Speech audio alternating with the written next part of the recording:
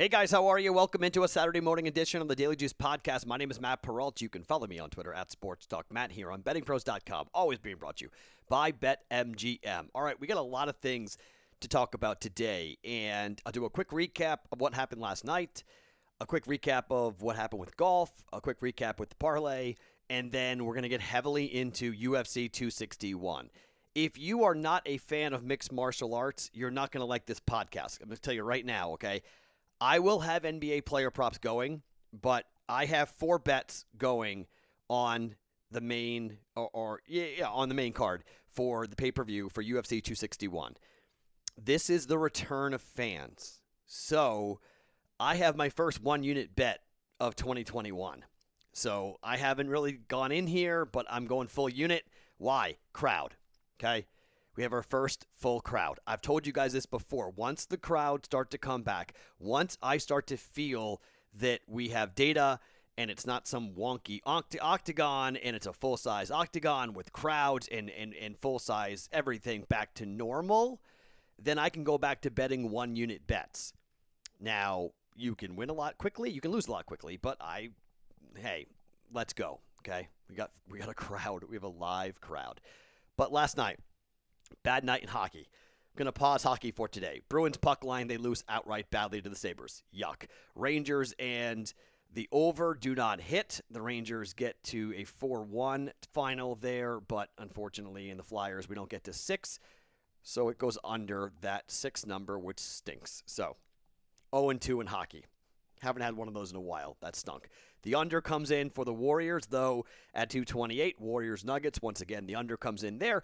So we go 1-2, and then I did not do any NBA props because it turned into sparring day at my gym.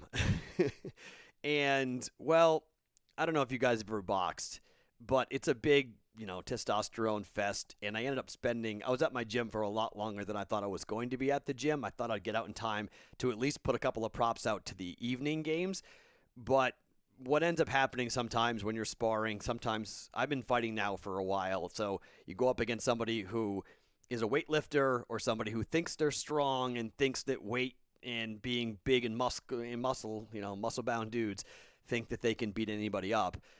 And then if you go to my Twitter account at SportsTalkMatt, you can see a little 20-second clip of me sparring with this guy, but that was the first round that I put out. The third round got ugly. He got really mad, and he decided to throw his gloves down and try to fight me for real, which didn't sit well with the club. So we had to sort things out. We're all cool now, but this is what happens sometimes when you're not used to getting hit in the face with the jab, and then you aren't used to sparring, and then you want to fight for real, and you can see how hard that guy was throwing. I was throwing at 50%. I was trying to get some work in, and then the guy started throwing a haymaker. So that screwed up my entire night, screwed up my entire plan, and so I was at the gym for like 2.5 hours. I wasn't supposed to be there for 2.5 hours. So it was an interesting Friday evening for me when it came to that. But I love boxing. I love my gym here in Vegas. I love my trainer, and we're having a lot of fun. So it was, at the end of the day, it's all good. But it was for a split second there, it was a little bit, it was a little tense. So that's why there were no player props yesterday. So I do apologize. I will have 2 player props going tonight, however, for the NBA on a Saturday night. So, BetMGM, you guys can go and use that NBA parlay token. Just click on it to open for anybody. Juice100, the promo code to use when you sign up for a new account. You can use that NBA parlay token for a 10% boost on the parlay that you could have used last night. Because guess what? The parlay hit. Now, I'm smarting for the guy that he bet the Bruins game for $1,000. He bet the Nuggets for $1,200, the under, and he did the parlay. So he wound up, well, it was $1,000. Yeah, he was flat, so he's down $100 because the parlay didn't hit because he played an alternative number. He played 6.5. It was 7.5. That was the parlay. Numbers matter, okay? So he obviously played it late. And so the number, a meaningless 9th-inning run is scored by the Padres, 6-1 the final. So the parlay that I gave out, which was Reds over 7.5, Red Sox over 9.5, and the Dodgers under 7.5 at plus 600, he got it at plus 675.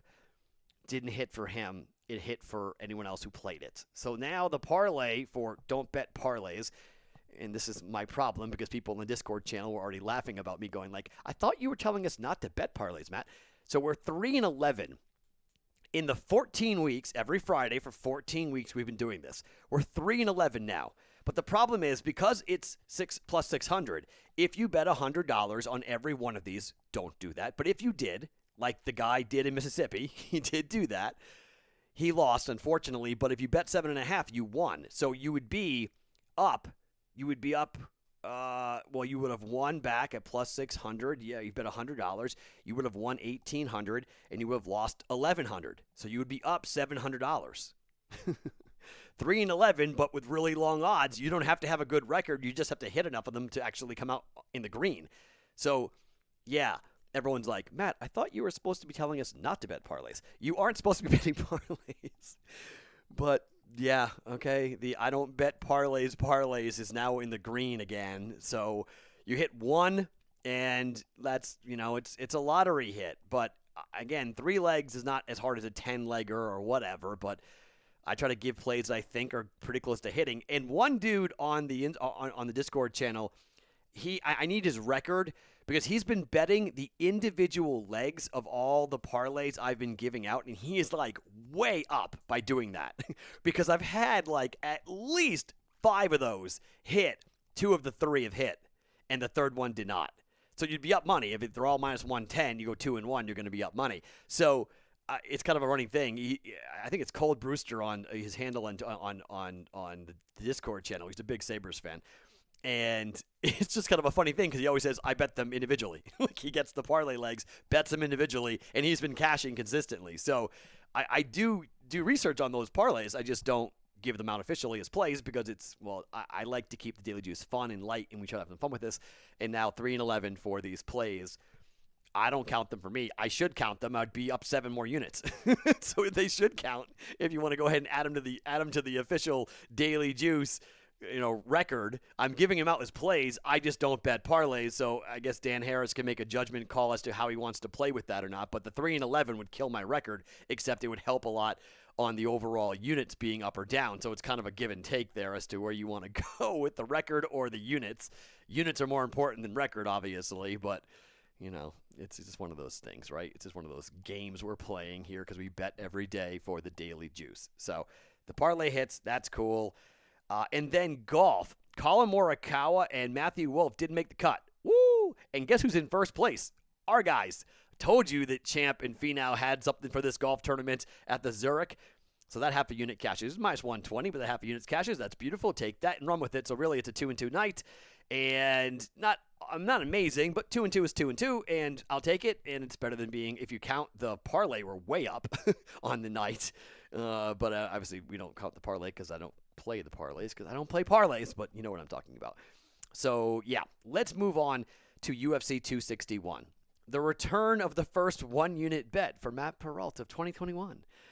I have, and it's a parlay on top of that, which is the irony, right? It's a parlay. It's a 2-leg parlay, but I told you I do bet 2-leg parlays a lot in the UFC. Okay, let's start with Valentina Shevchenko, and let's start with her fight coming up against Jessica Andrade. It is the lightweight. It is for the not the bantamweight. Sorry, I'm getting this. It's for the bantamweight. Yeah, no. Sorry, not the bantamweight. That's where she lost. This one is for the flyweight. Sorry, I always get confused with women in what their divisions are called: atomweight, flyweight, bantamweight. The flyweight championship tonight at UFC 261. Okay, so Shevchenko is a big favorite, okay? Minus 460 is the highest I've seen her up here against a fighter in Jessica Andrade who is a brawler, okay? So everyone's remembering what Andrade did to Rose Namajunas, where she picked her up, dropped her on her head, right? That was one of the highlights of the octagon of the quarantine fights of the COVID-19 era, if you will, by picking her up, dropping her on her head, and then knocked her out, right? It was just brutal. Andrade is a wrestler, okay? She is extremely hittable, and I mean like really hittable. And you're talking about Valentina Shevchenko, who is just like if you drew up what like a Russian assassin would look like she is the female version of Ivan Drago. Like that's what she is in this sport.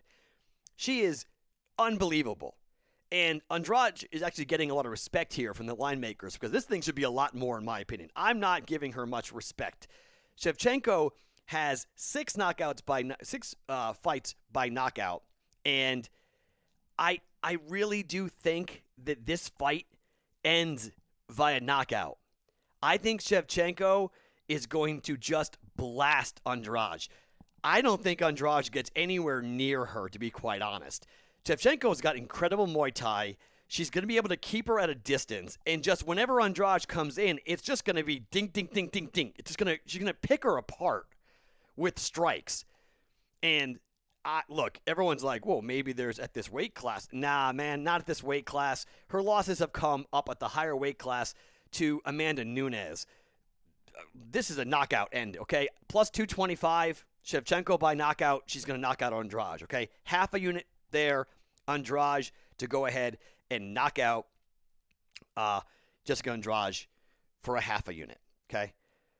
We're taking the other half a unit, and we're going to talk about Kamaru Usman up against Jorge Masvidal. These guys fought already. They fought within inside of a year. And I know people are making a lot of two big talking points. The first big talking point is, well, Usman is going to see a Masvidal who had a full training camp. Don't care. Usman's going to be fighting in an arena everyone's going to be cheering for Jorge Masvidal. Don't care. This is going to be a boring fight. I'm just going to tell you right now, this is not going to be what everyone thinks it's going to be. This is going to be a domination. This is going to be a control. This is going to be grab you, pin you up against the fence, and hold you there, drop you to the ground, and just make your life a living hell. That's what this fight's going to be. It's going to be 5 rounds of drowning Masvidal in deep water. Look, Masvidal is going to try to win this fight quickly. And as long as this fight goes until the second round, I'm good. Masvidal does not get stopped. Okay, this dude is a serious, crazy fighter with a legitimate, unreal chin. It's really hard to stop this dude, okay? If you look at Masvidal, yes, he's got the Ben Askren amazing knockout, but that's not what you're going to get here with Usman. He's not that dumb. Masvidal has a ton of fights that have gone the full distance, and the vast majority of Usman's victories are coming here via decision. I know he just beat up on Burns. I know he beat Colby Covington in the 5th round, but I think this fight goes to the cards. I'm going Usman by decision, much like the first matchup. Usman by decision for a half a unit at minus 135. Okay? Shevchenko by knockout. Usman by decision, half a unit. And that takes us to the 1 unit play. At minus 191, I'm taking Usman and Shevchenko, both to win, both on the money line for 1 unit. It's the only way to bet this. I can't go a half a unit at minus 191. It's just not worth it, okay? It's basically bet a unit to win a half a unit, so I'm not going out on a limb here, okay? But I am going with Usman and Shevchenko, 1 unit minus 191. So Shevchenko to win, Usman to win, but Shevchenko by knockout at plus 225, and Usman by decision at minus 135. And then the 2 winners to combined on the money line at 1 unit at minus 191. Just win it. Usman has said he's going to try to knock out Masvidal or choke him out or stop him within the 5 rounds. Maybe that happens, but we haven't seen it. I mean, I don't know. I could be wrong and I could lose that. Usman will win by something other than decision, so I lose that half a unit. But I just can't see Masvidal winning this fight. I just can't. And there are a lot of people who are saying that's such a public play. Everybody's picking it. Sometimes in the fight game, the books are telling you here. The books are pricing it to the point where the public has to take the dog. And only professionals who have the bigger bankroll can come in and bet on Shevchenko and bet on Usman. And if either one loses, yeah, I'm screwed. Okay? There's no debate there. It's a big, uh-oh for me. Maybe I can make it back with the Shevchenko by knockout, and then if Usman loses, I'm kind of flat there, if you will, because it's a plus 225 on Shevchenko by knockout. But I think Bullet's coming with a purpose. I think Andrade is way too hittable. I think she's getting tuned up here, And I think it stops within the 5 rounds. It does not go to a decision. Shevchenko winds up knocking out Andrade. And then Usman just does what Usman does and dominates bodies, controls, and wins by decision on the cards at minus 135. Now, there's one other fight that I'm going to talk about, but before I do that, let's just quickly talk about the fact that Zhang Zhang, I mean, how do you say her name? It's very complicated. Rose Namajunas brought in a part of fighting that I don't like, the geopolitical angle, by saying better dead than red about fighting against a Chinese fighter. And there are a couple of fighters on the undercard here. Here's the thing. Namajunas is live, and I love Wei Li. I watched her fight against Joanna. I thought it should not have been a split decision. I thought she won that fight clearly. It was the last time I was at a UFC event, and it was just incredible. Both women went to the middle of the octagon and just started throwing bombs. I wonder if that happens again. And Rose to win by knockout is plus 550. I'm just a little bit concerned here about the potential for Rose to shock the world. The books are going to need one of these dogs to win. Okay, the books are going to need, because everyone's going to parlay all 3 fighters together, all 3 title holders together. And it just, what normally happens here, there's normally one shocking upset of the night. And Rose beating Wei Li or Zhang Wei Li might be it. That might be it. I can't go near this fight. So I'm not betting this fight, but this is the one fight where if you want a dog, betting on Rose to win may be the play.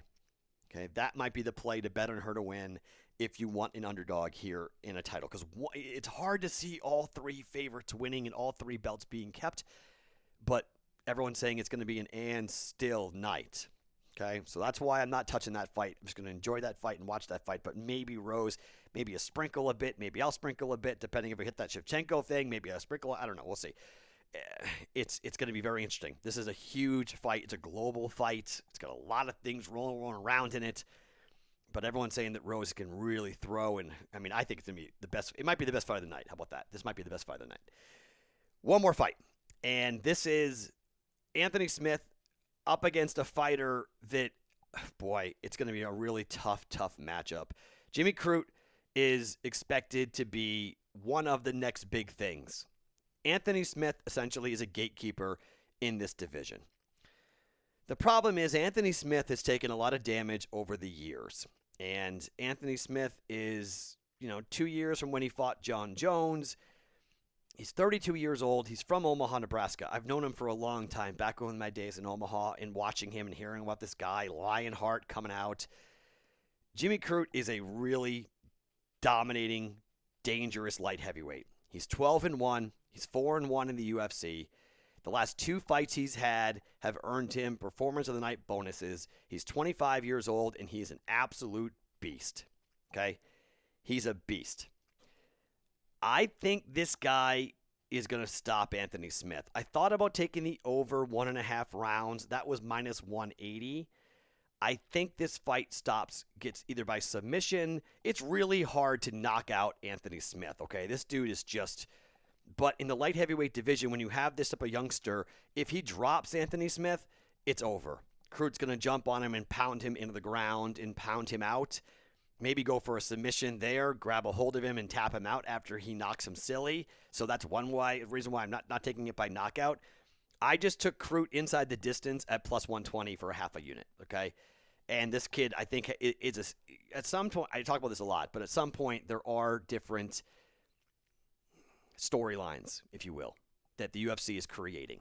And Jimmy Crute to go ahead and knock out Anthony Smith, give him a highlight reel, give him something special, give him something to talk about in that division, because really the light heavyweight division is kind of devoid of stars right now since John Jones vacated it. So you need to build up a couple of guys. I think this is a gatekeeper fight for Crute. I think this is a showcase fight. Anthony Smith is really banged up, been there a long time, taking a lot of damage over his career. I think Crute comes in and stops inside the distance Jimmy Crute to win. He's minus 200 to win. I don't like laying that here. but I'm gonna take the plus 120 inside the distance for a half a unit for Jimmy Crute. Okay, so we will have 2 NBA player props going today. Tons of UFC going today, obviously. So excited for this fight card coming up, and it's going to be an electric atmosphere, an electric night. It's going to be so fun, all right? So, to recap, we're going Shevchenko by knockout, plus 225. Usman by decision at minus 135. Parlaying Usman, Shevchenko, 1 unit, minus 191. Crute inside the distance at plus 120 for a half a unit. Back with the NBA player props in the Discord channel. You guys can click on it below, Discord channel. And also, by the way, Dan wanted me to say this for you guys who aren't watching it on YouTube, the direct links to go and get in these things. To get to the Discord channel, bettingpros.com/chat. Bettingpros.com/chat gets you into the Discord channel, not just on YouTube, but that's if you're listening, bettingpros.com/chat. Bettingpros.com/NBA props or bettingpros.com/NBA MLB props are direct links to the cheat sheets for both Major League Baseball and the NBA. So I will be back with 2 plays in the NBA coming up later today for our player props for our half a units, but we will have 3 units in play coming up today for our card for the Daily Juice. My name is Matt Perrault. You can follow me on Twitter at SportsTalkMatt every single morning. It's the Daily Juice podcast right here on BettingPros.com. Brought to you by BetMGM.